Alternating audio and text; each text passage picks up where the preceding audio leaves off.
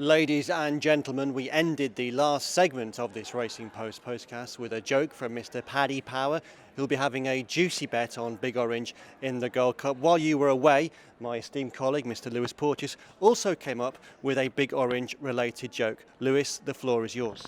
Over the trip, I think he'll squeeze out some improvement. That was Mr. Lewis Porteous. We move on now to the Britannia. It's the fifth race on day 3. It's the Royal Hunt Cup for 3-year-olds. Paddy, it looks quite difficult. It does. It's really difficult. It's Big Orange's finish now, isn't it? Yeah, Okay, fine. done. Okay, yeah. Okay, Son of the Stars is favourite though at 6-1 for Richard Hannon. So 6-1's a tight enough price, I think, for in a race like this. It's wide open. City of Joy 8-1. Leader's Legacy 10-1. Ronald Orr 12-1. Kaiser Soze 12-1. 14-1 Resumat and Tricorn and Afak and Lightning Fast, and Hyde Park is 16-1, and it's bigger the rest. And while you're on a roll, the floor is yours. The floor is mine, yeah. Well, the favourite is an obvious one.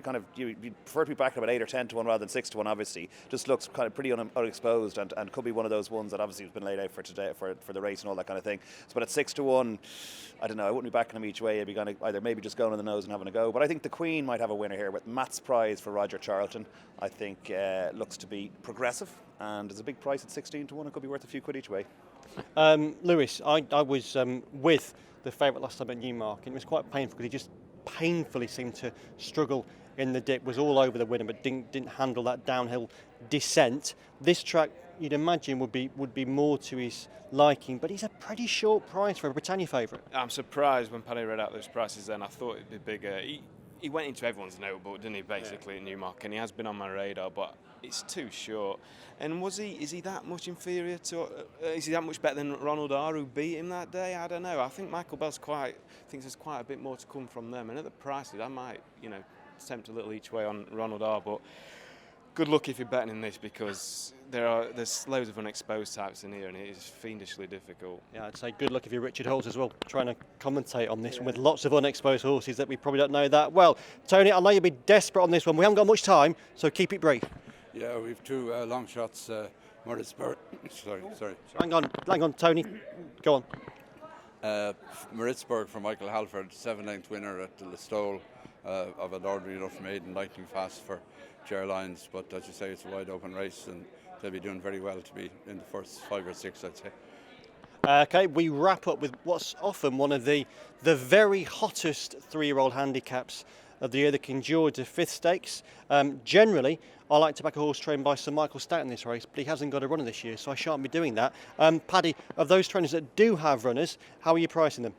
So Atty Purse is favourite at 9-2 for Roger Charlton. Sophia's Rock, I suppose, 6-1. Utah is 10-1 for Aidan O'Brien. Tartini 10-1 for John Gosden, and Bin Batuta 10-1 for Godolphin and Seth, 12-1 and bigger the rest. So personally, I'd be sticking with Mark Johnson and Sophia's Rock about 6-1. But again, without a huge amount of confidence, but on the nose because I'm greedy. Lewis, Atty Purse trying to complete the old Esher Cup King George V Stakes double. Went over a mile at Sandown in April, now to a mile and a half. He's a horse that has looked like the sort who has a big race in him, certainly a bigger race than the Esher Cup. Is this the one? I think stepping up Triple Sue, I think there's definitely more to come. Very unexposed. They probably had this race in mind for a while. Couldn't back the favourite again though. I'd have to look for some value. I like Mark Johnson's got quite a strong team here. Sophia's Rock is probably the one. It had the Queen Vase entry as well. We'll stay a bit further than this, but really a tough horse, battles it out well. I quite like that one. He's got another one at the bottom, Monticello, tops our Racing Post ratings with Richard Kinscote doing 8-4. That might be worth a second look as well, but Sophia's Rock would be my idea of the winner. Okay, Sophia's Rock then for Lewis. Tony, got any views? Holmesman, 1 of 2 for Aidan O'Brien, won the Group 3 Gallinule last time out. It looked a weak enough Group 3 race. Wouldn't be mad about him with top weight. The other 2 Irish runners in the race, his stable companion Utah and Sheila Lowry's twin star, finished behind him on that occasion. Both of them were staying on well. I think Utah might prove the pick of the 3 this time. I think he could have a decent each-way chance. Okay, and of course the other big betting heat on day 3 of the Royal Meeting is what colour hat will the Queen wear on Ladies' Day? Paddy, is that available on the no? I'm sure it is. I'll make it up. It's fine. I mean, I'll tell you the exact prices, of course. Okay, go on.